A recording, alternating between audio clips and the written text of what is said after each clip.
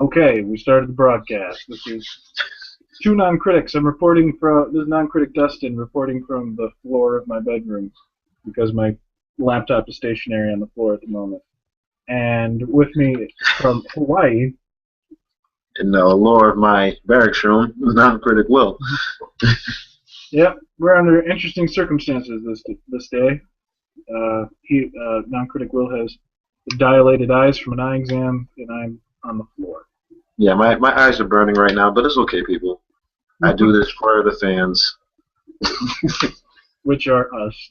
We're Yes. the only fans of this show. Well, we're getting some more views, so that's a good That's thing. true. Our odd Thomas review is up to 100 and something, and it's slowly climbing. Anyway, Nice.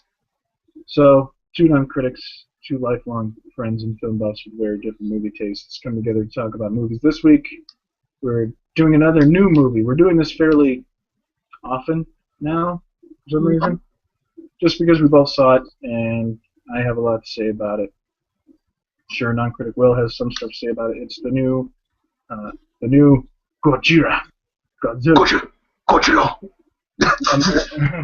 America's, America's second attempt and far better attempt to reboot the Yes. Godzilla franchise. Definitely agree about that. Far better.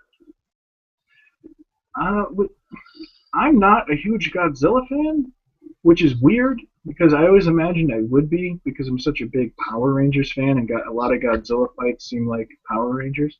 Mhm. I think I like Gamera better. Gamera, the giant turtle from space. Yeah. The other giant monster movie from Japan that gets a lot of notoriety, just because that's a little goofier and that holds my attention longer. Although Godzilla gets very goofy, whenever the scientists are on screen, it's played kind of straight, and I'd always get kind of bored. But Gamera is just straight goofy all the time, and so I don't have a lot to say about the history of Godzilla. I find it interesting, and I certainly respect it. But going into this remake, I've seen the original Godzilla, the original, not the American recut Yeah. of the 1954 movie, and I saw the American 1998 movie in the theater when I was like 13 when it came out. I don't know, not a huge Godzilla guy. What about you? Um, I'm I'm not an extremely huge Godzilla fan, but I watched it a lot because my folks on the other hand, like mainly my mother, loves Godzilla. Loves Oh, it. really? Yeah, she is a huge Godzilla fan. Every time they have marathons, she watches a whole damn marathon all day. And I think her favorite one is Godzilla versus Mothra. And I Yeah. one thing I would want to see because it was a kiddish childish one, but it was Godzilla and his son Godzuki. Godzuki, yeah. I would like to see that. I would like to see a remake with Godzuki. Actually, it's funny that you mentioned that because I was going to bring this up anyway, so this is a perfect segue.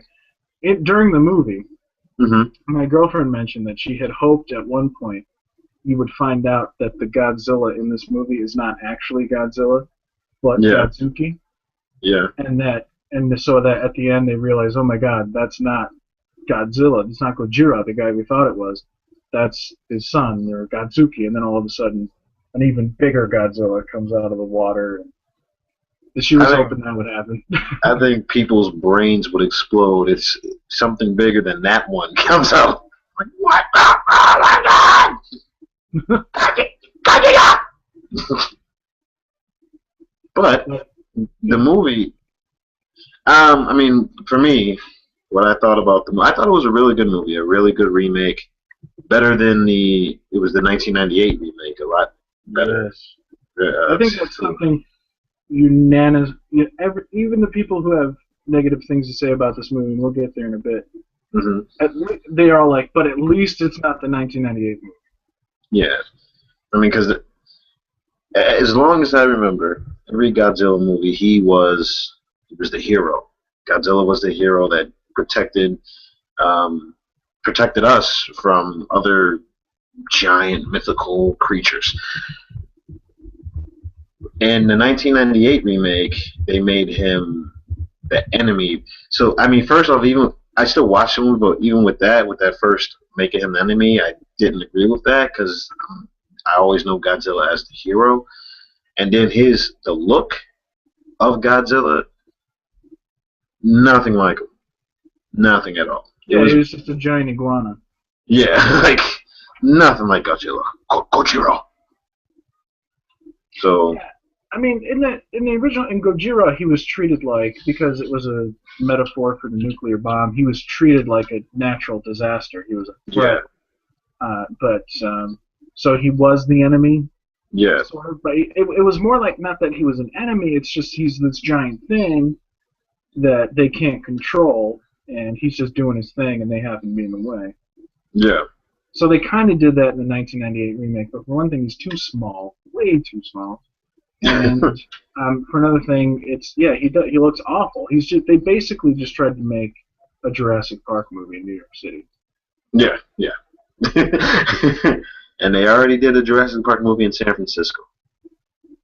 Yes, they did. Lost World. Which was pretty much a remake of what was it? A different Lost World, wasn't it? There's another movie where giant dinosaur creatures run loose in San Francisco. I'm gonna look like a moron because I can't remember it, but let's go past that. Anyway, this movie, Godzilla. What did you think? You said you liked it. What did you like about it? I like Godzilla himself. The acting, not so much. The acting was very bland for me. Or some parts were very boring. Just the commentary was kind of boring. Mm-hmm. But as far as actually the action and the suspense leading up to finally revealing Godzilla, like revealing his whole look, that was amazing. I think with that they did a very good job with just giving subtle hints of revealing what he looks like. Because they start off with showing a scene of his back, the spikes on his back in the water, and every time you see him, it's always in a dark, cloaky figure, maybe clouded behind smoke or anything, until the big reveal. Like you see the other monster before you see Godzilla, Mm-hmm. and you know everything that leads up to him, excellent, excellent. And then of course just the battling and whatnot. It was nice. I felt that I wish there could have been some more action between the two creatures, or well, the creatures. I can't say two, but I thought there could be some more action because they'll do a quick. Okay, Godzilla's about to punch. Click to more acting. Hey, so we gotta drop this bomb here. Like, wait, what happened? Like, I want to see more of the action. And plus the fact that it was boring acting. So, yeah. See, that's where most of the negativity about this movie is coming from. Like, we talked just seconds before coming on here that I was going to talk about that. That's the reason I wanted to do this for an episode. When I first saw it, I didn't really feel compelled to talk about it, and then I started to see all the negativity and all the stuff about the movie, like people like up in arms about it, but kind of like my reaction to Man of Steel. And I thought that was kind of unfair, because I don't think those people really got the point of the movie, which was to reintroduce Godzilla. I mean, yes, Godzilla's been around since 1954, and we all are aware of him. We know what he looks like, we know what he does, and we just want to see what he does. But at the same time, it's really fun to see the buildup of that, like you said. You see a little bit of him here and there. Every time you see him, you see a bit more of him. Yeah. So that by the time there's finally the reveal, it feels earned, and that is something that I think is missing from most big budget action movies, is that the action scenes don't feel earned. They just kind of happen, and you're supposed to be wowed by them, but there's no context for it. So for this movie, by having such a slow pace at the beginning, and then to have all these, like you said, seeing the spikes of Godzilla, seeing that archive footage of Godzilla, having, what's his name, Dr. Ishiro by Ken Watanabe, giving you all sort of theories on the mythology of Godzilla and how he's this thing that's nature's way of finding balance, and so you Yeah. have all this stuff building up to that, and then Bryan Cranston's paranoia, which wasn't paranoia, and all this stuff building up to Godzilla, the main attraction. And I thought that stuff was brilliantly done. I mean, Yeah. the when I first saw the big reveal of Godzilla, I actually got excited Yeah. in my seat, and I was kind of like almost a bit of a gasp, I guess. Even though I'd seen him in the trailers, I'd seen him in the posters, I knew he was going to look like. But that build up to when you first see his foot, and then it pans up, and you see him kind of like uncoil and face that thing, and you have that look on his face, like I am going to rip you apart. And then That was really really intense. and to top it off, the universal roar that he always do, that the well-known roar of Godzilla, that was amazing. Because Yeah, it was. you know, because I know what I'm saying, like even if you don't see Godzilla, you know it's him by his roar, by his signature roar. You know, oh, that's Godzilla. Like you can tell that from a T-Rex or whatever the hell it is. You know, hey, that's Godzilla. Mm-hmm. So for them to like you said, pan the camera up slowly from his foot all the way up, and then unleash with just the big roar, the signature roar, amazing, amazing. I was like, yes.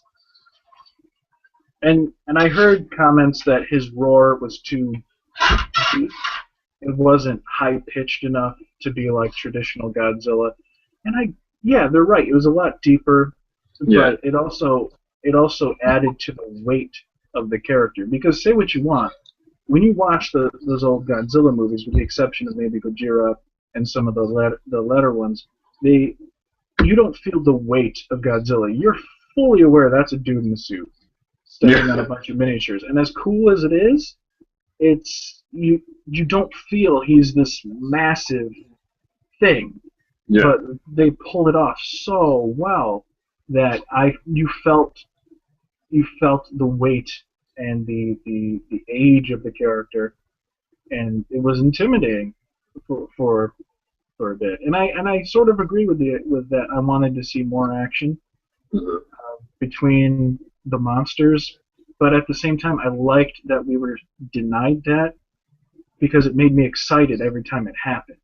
If it was just true in your face, I would have gotten bored with it. So by the time where they build up to his nuclear breath, and you see like his scales light up, and the camera follows it, and it finally comes out, that I did gasp. I gasped in the theater because it was an earned moment. It was like the movie was building up to that, and so I hear a lot of negativity about there's not enough Godzilla in the movie, that the acting is poor, like what you mentioned, and that the characters are bland and all that. And I agree for the most part, but I actually don't think the acting is that bad or that bland. I think the characters are extremely bland. Like Aaron Taylor Johnson, he's getting a lot of flack for this movie. Like they're coming down on him like they came down on Hayden Christensen for playing Anakin Skywalker as this bland character. And like they're saying that he sort of sucks all the charisma out of the movie, and that's like, no. I mean, to me, he felt like a real military guy. You know what I mean? Like a lot of military guys, and you're in the military, so you might contradict me here, but a lot of the military guys you meet are kind of boring dudes. They're just I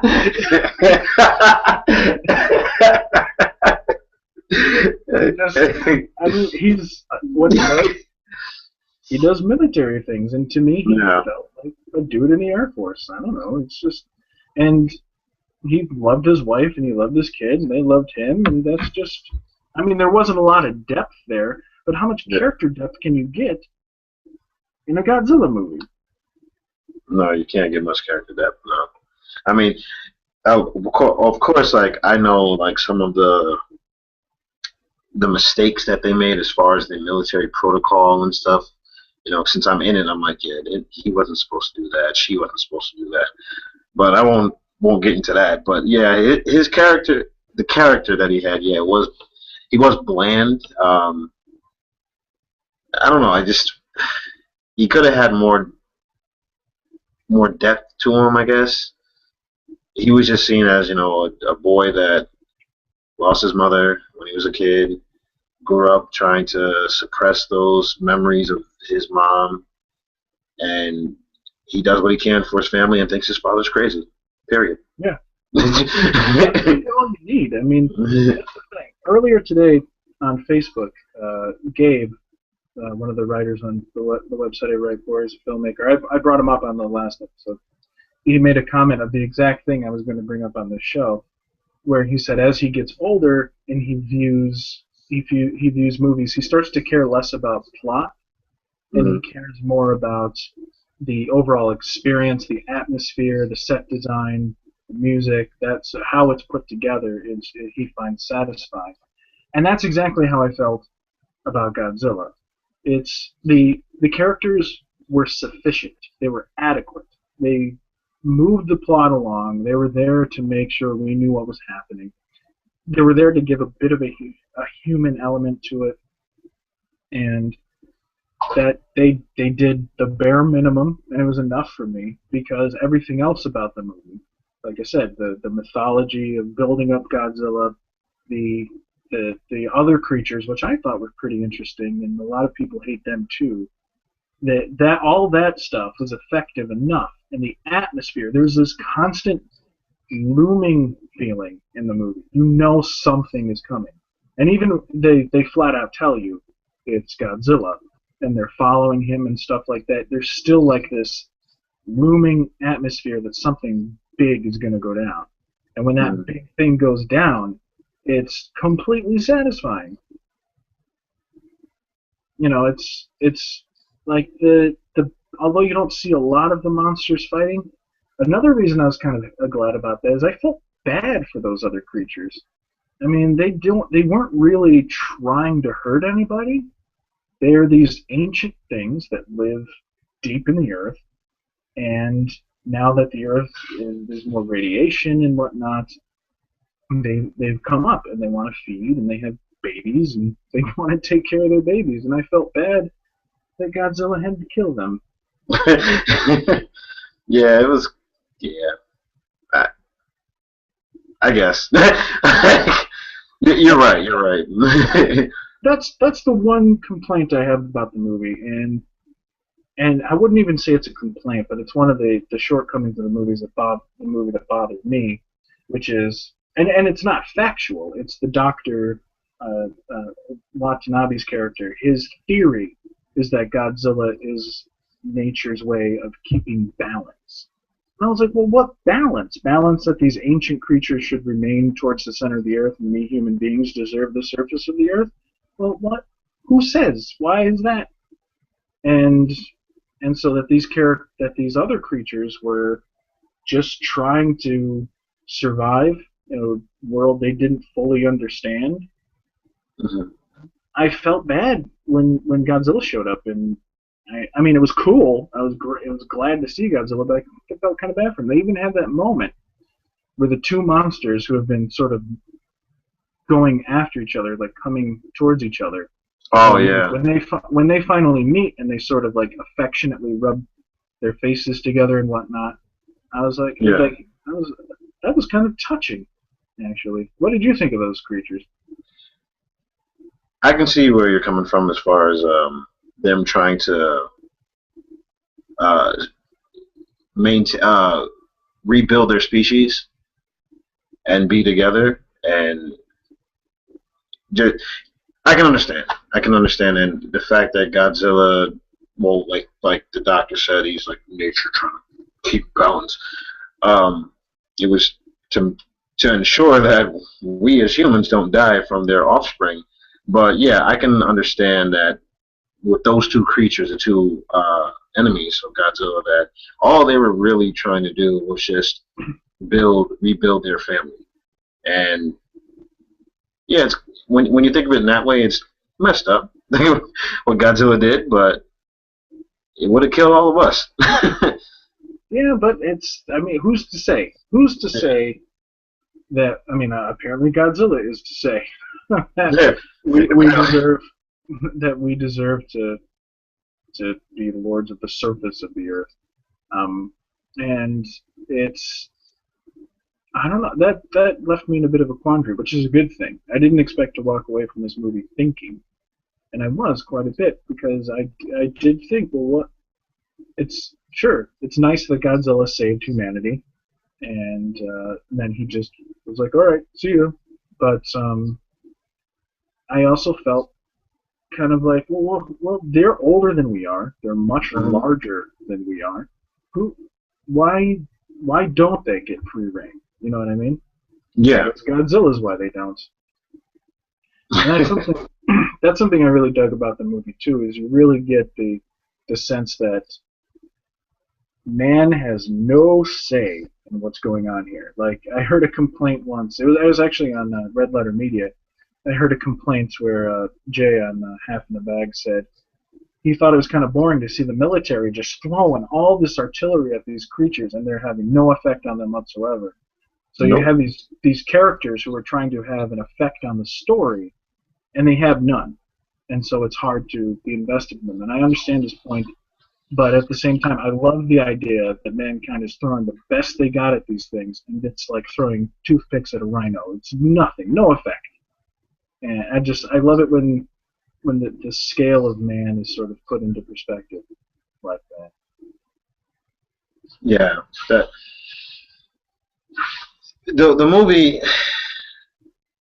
it had a lot of meaning and depth to it. I think didn't the doctor say something about the one thing that the one incident or thing that was wrong with man is that they assumed that Mother Nature was out of control. No, that they have And control over nature, they have control over not the other nature, way yeah. around. And you know, nature will always, in the end, bring balance to everything. That's what the doctor was pretty much trying to explain. And with us as human beings always trying to control something, it's just showing that if we try to put our hand into every single thing to gain control, something's gonna screw up, fuck up. Right. So I don't know. Well, I was gonna ask. You're more of an action junkie than I am. We've had many conversations about this on the show. Action usually does nothing for me. I was very pleased by the action in this. How did you feel? I know you wanted to see more, but out of what you saw, how did it feed your action addiction? uh, well, it definitely filled my action addiction. The action, what I did see was great. And I won't just say with Godzilla, but I would say also with some of the action sequences of the soldiers or the main character. Like, well, you can't really say it was an action sequence, but when they were jumping out of the plane, I think they're in a Chinook, I believe. Yeah. When they were jumping out of Chinook, um, to be going down and it's already dark. You see all this smoke, and you just see little glimpses when the lightning strikes of Mm-hmm. Godzilla, and I think it was Mutuo or something like that, Muto or whatever. You see, They were calling them mutos, which is massive unidentified terrestrial objects.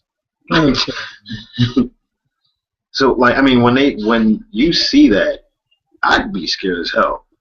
Me personally, so that was kind of creepy. That is definitely an adrenaline rush. You've going down thousands of feet, dropping down into the city, and while you're dropping down, you're seeing these two big, giant, ferocious creatures going at it, and then you happen to be falling right beside the face of Godzilla. That would creep me out. Like I'd be like, "Oh my god!" Don't look at me! Don't look at me! So I mean, the action, I definitely enjoyed the action.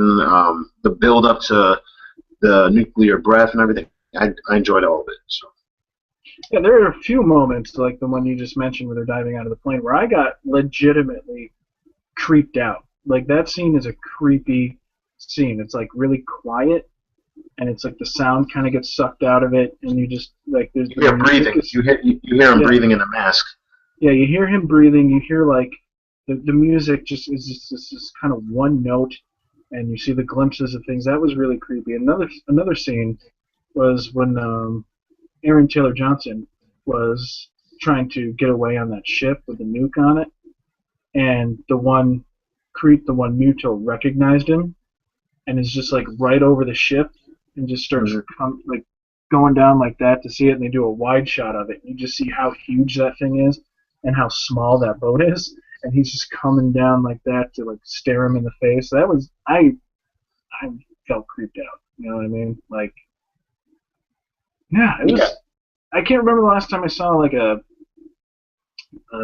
an action movie or even just a monster movie that actually affected me that way. It's like that. yeah.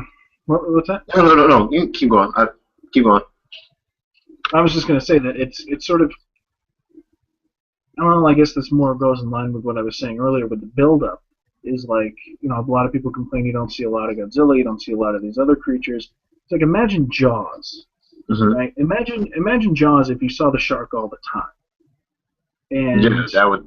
it's Yeah, it would lose all power. The movie would not be suspenseful. It would not be scary. And it's a famous story now that Spielberg intended for you to see the shark more often, but it broke. So they had to find other ways around that, and that created the whole atmosphere. So in this hmm, movie, when you get those glory shots like that, because you've been denied that so often, it's like a punch to the gut. You know what I mean? Like everybody always says that's the scariest scene in Jaws. Well, the two scariest scenes. There's the scene at the beginning, obviously, where the woman's being just tugged underwater and you don't see the shark. You have no yeah, idea what it's doing, but you know it's just ripping her apart. And then the and then this and then the scene where he's chucking the chum in the water and he's all complaining and stuff, and the Jaws just comes out of the comes water. out. Yeah, like We're gonna need a bigger boat. yeah, and that scene makes everybody jump 10 feet in the air because they don't expect it, and you haven't really seen the shark yet. And this movie had a lot of actually Spielbergian influences. It looked very much like a Steven Spielberg film, which in a good way, not in a rip-off sort of way, but in a very good and effective way. Yeah, Are you excited? They said they're going to do Godzilla 2 after the director Gareth Edwards goes and does his Star Wars spin-off, which may or may not be Boba Fett. They're thinking that he's already signed on to do Godzilla 2. You're looking forward to Godzilla 2? I am. I'm looking forward to it. Yes, from what I've seen with this one, I am definitely looking forward to it. More interesting characters. Yeah. Um, yeah, but you know what I would like to see is back in way back when they did Godzilla versus King Kong. Hmm. I would like to see a remake of that too, because it's kind of like the whole Superman versus Batman, Freddy versus Jason. It's one of those two big epic names going at it. So I would like to see them do a remake with this Godzilla, and I mean the last remake of King Kong was 2000. 2005 or six, somewhere around there. Yeah, like if you want to do another remake of King Kong before you do it, whatever. But I would like to see Godzilla versus King Kong. The only issue with that, I mean, they already did Godzilla vs King Kong, but the only thing with that is King Kong is really small compared to Godzilla. Like Hmm. Godzilla is as tall as a skyscraper, and Godzilla had to climb. I mean, Godzilla is as tall as a skyscraper. King Kong had to climb to the top of the skyscraper, so they'd have to bump up his size like they did in the original. Yeah, Kind of like yeah. fill him with steroids or something and make him bigger. Which I mean, you could totally do that if you wanted. Who's to say that of all those monsters living near the Earth's core now, there's not a giant ape down there? Yeah. Are there any other monsters you'd like to see? Because I know I want to see finally what people have been waiting for: Godzilla versus Gamera. I want to see that giant turtle and that giant lizard just slugging it out. I would like to. Well, what I was gonna say with the sequel, I hope they could show. Well, it's not against them, but it's with them. I would hope they could show Godzuki. But aside from that, um, Mothra, Godzilla versus Mothra, or Mecha Godzilla. Mecha Godzilla? Yeah, that'd be sweet. That makes Yeah, sense too. I mean, Pacific Rim where you had the yeah. the mecha versus the giant monsters. Why not do Mecha Godzilla versus Godzilla? You could do that. But I mean, hopefully things things this remake started off good. So hopefully it just continues and it gets better with the sequel or whatnot. You know, Kevin Smith, who I bring up on this show all the time, has said that he hopes Man of Steel is kind of the Batman Begins of the Superman franchise because he felt that Batman Begins wasn't. It was good, but it wasn't. It was kind of finding its feet, and it was with the Dark Knight that they finally found. They were standing on sturdy ground, and they're like, "This is the movie we intended to make." So he's hoping the new Batman v Superman is like that. That's kind of how I feel about this Godzilla or this Mm. Godzilla movie. It feels kind of like the Batman Begins of the Godzilla reboot. It's like it's not a perfect movie, but it's a perfect reintroduction to the character, I think, and hopefully with the next one, it's even better. I hope. I'm looking forward to it anyway. I haven't I'm said looking that forward to it. about a summer blockbuster in a while. So there you go. Those are our thoughts on Godzilla. Gojira. Go Joe. Everyone out there who hates the movie, just give it another shot, man. Like view it take off your jaded glasses of your just want to all that just want Godzilla in your face all the time and appreciate what they did. So, all right, so I don't know if we'll have a show tomorrow. Probably. Probably just figure out what we're gonna talk about. Until then, I'm non-critic Dustin, And I'm not critic. Well, and